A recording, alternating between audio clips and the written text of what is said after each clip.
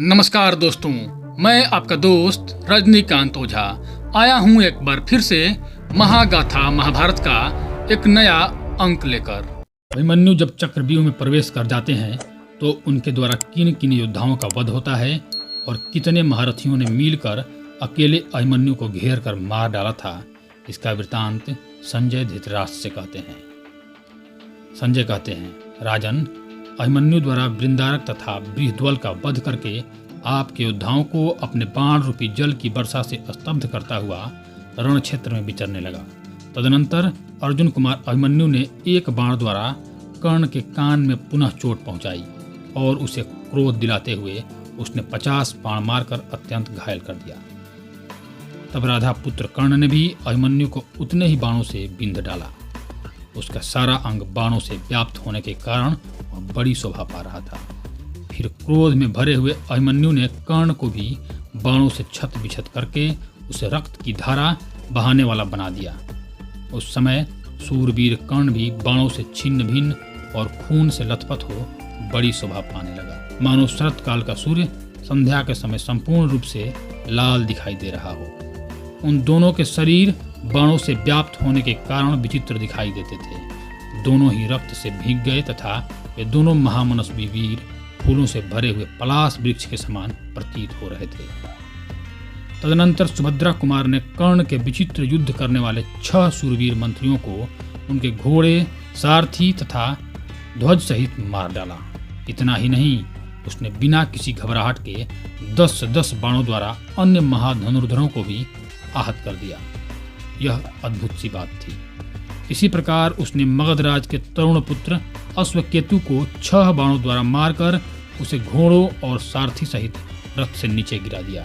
तब दुशासन कुमार ने 4 बाणों द्वारा अभिमन्यु के चारों घोड़ों को घायल करके एक से सारथी को और 10 बाणों द्वारा स्वयं अभिमन्यु को बिंद डाला।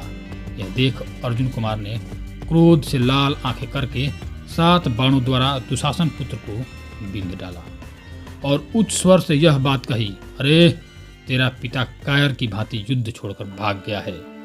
सौभाग्य की बात है कि तू भी युद्ध करना जानता है, किंतु आज तू जीवित नहीं छूट सकेगा।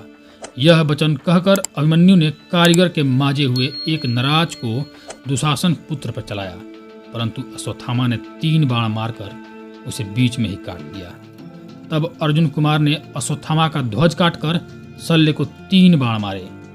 हे राजन, शल्य ने भी मन में तनिक भी संभ्रम या घबराहट का अनुभव न करते हुए से गीध के पंख से युक्त 9 बाणों द्वारा अभिमन्यु को आहत कर दिया। उस समय अभिमन्यु ने शल्य के ध्वज को काटकर उनके दोनों पार्श्वरक्षकों को भी मार डाला और उनको भी लोहे के बने हुए 6 बाणों से बिंध दिया। फिर तो शल्य भागकर दूसरे रथ पर चले गए। तदनंतर कर्ण ने अभिमन्यु के बाणों से आहत होकर पुनः द्रोणाचार्य से कहा, आचार्य, मैं अभिमन्यु के बाणों से पीड़ित होता हुआ भी केवल इसलिए यहाँ खड़ा हूँ कि युद्ध के मैदान में डटे रहना ही क्षत्रिय का धर्म है। तेजस्वी कुमार अभिमन्यु के ये अत्यंत दारुण और अग्नि के समान तेजस्वी घोर बाण आज मेरे वक्ष स्थल को विदीर्ण किए देते हैं। यह सुनकर द्रोणाचार्य ठहाका मारकर हंसते हुए धीरे से कर्ण से बोले, कर्ण, अभिमन्यु का कवच अभेद्य है। यह तरुण वीर शीघ्रता पूर्वक पराक्रम प्रकट करने वाला है। मैंने इसके पिता को कवच धारण करने की विधि बताई है। शत्रु नगरी पर विजय पाने वाला यह वीर कुमार निश्चय ही वह सारी विधि जानता है, परंतु मनोयोग पूर्वक चलाए हुए बाणों से इसके धनुष और प्रत्यंचा को काटा जा सकता है। साथ ही इसके घोड़ों की बागडोरों को, घोड़ों को तथा दोनों पार्श्वरक्षकों को भी नष्ट किया जा सकता है। आचार्य की यह बात सुनकर विकर्तनपूर्ण कर्ण ने बड़ी उतावली के साथ अपने बाणों द्वारा शीघ्रता पूर्वक हाथ चलाते हुए अस्त्रों का प्रयोग करने वाले अभिमन्यु को धनुष को काट दिया। भोजवंशी कृतवर्मा ने उसके घोड़े मार डाले और कृपाचार्य ने दोनों पार्श्वरक्षकों का काम तमाम कर दिया। शेष महारथी धनुष कट जाने पर अभिमन्यु के ऊपर बाणों की वर्षा करने लगे। इस प्रकार शीघ्रता करने के अवसर पर शीघ्रता करने वाले 6 निर्दय महारथी एक रथहीन बालक पर बाणों की बौछार करने लगे। धनुष कट जाने और रथ नष्ट हो जाने पर तेजस्वी वीर अभिमन्यु अपने धर्म का पालन करते हुए ढाल और तलवार हाथ में लेकर आकाश में उछल पड़ा। अर्जुन कुमार अभिमन्यु, कौशिक आदि मार्गों द्वारा तथा शीघ्रकारिता और बल पराक्रम से पक्षीराज गरुड़ की भांति भूतल की अपेक्षा आकाश में ही अधिक विचरण करने लगा। उस समय शत्रुओं पर विजय पाने वाले महातेजस्वी द्रोणाचार्य ने शीघ्रता करते हुए क्षुरप्र के द्वारा अभिमन्यु की मुट्ठी में स्थित हुए मणिमय मूठ से युक्त खड्ग को काट डाला। राधानंदन कर्ण ने अपने पैने बाणों द्वारा उसके उत्तम ढाल को टुकड़े टुकड़े कर डाले।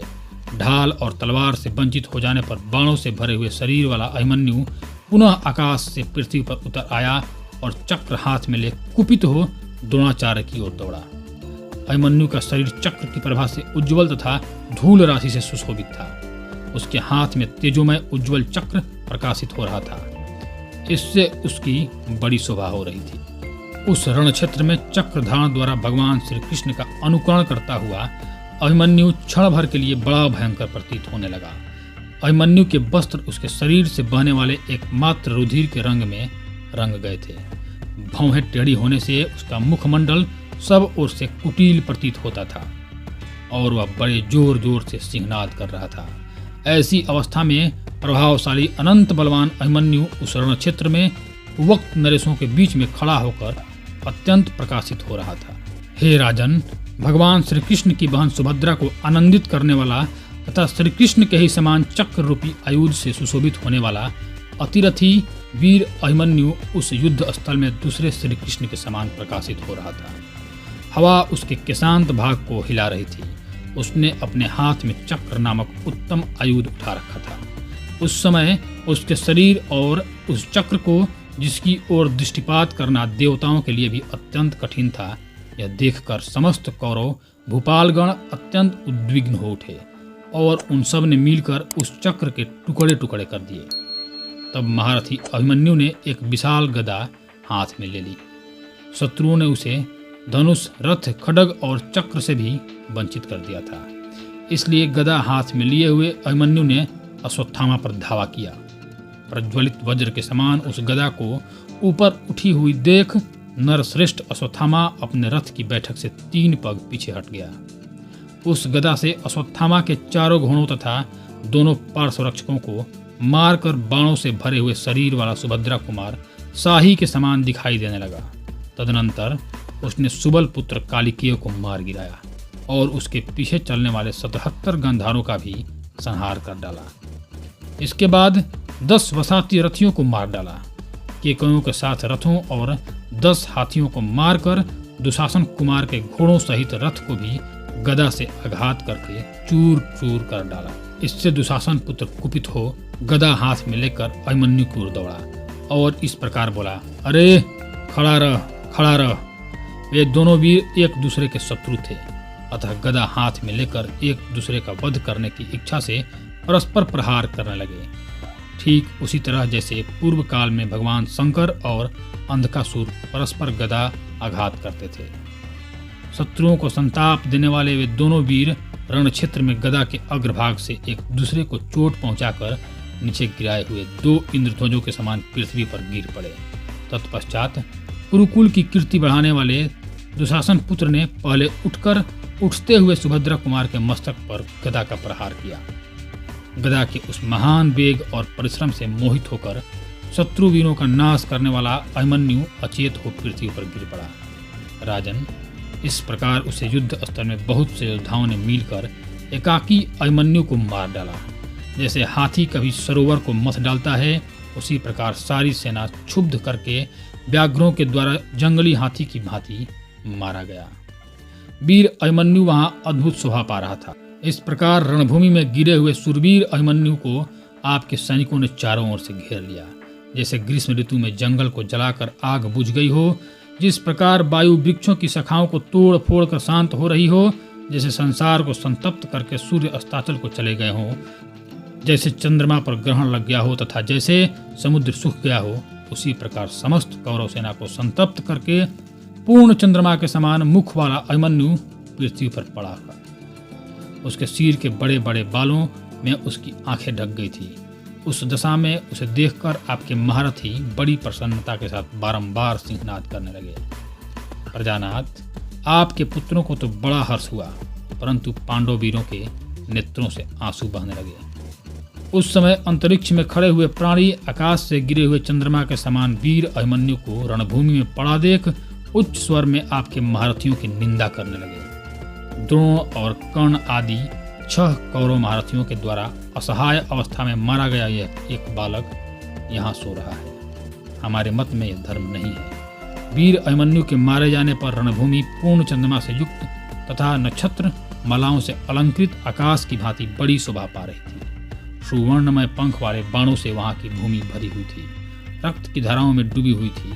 शत्रु वीरों के कुंडल मंडित तेजस्वी मस्तकों, हाथियों के विचित्र झूलों, पताकाओं, चामरों, हाथी की पीठ पर बिछाए जाने वाले कंबलों, इधर उधर पड़े हुए उत्तम वस्त्रों, हाथी, घोड़े और मनुष्यों के चमकीले आभूषणों, केंचुल से निकले हुए सर्पों के समान पैने और पानीदार खड्गों, भांति भांति के कटे हुए धनुषों, शक्ति, दृष्टि, प्रास, कंपन तथा अन्य नाना प्रकार के आयुधों से आच्छादित हुई रणभूमि की अद्भुत शोभा हो रही थी। धन्यवाद दोस्तों। यदि आपको यह वृत्तांत अच्छा लगा हो कृपया मेरे चैनल को सब्सक्राइब कर दें।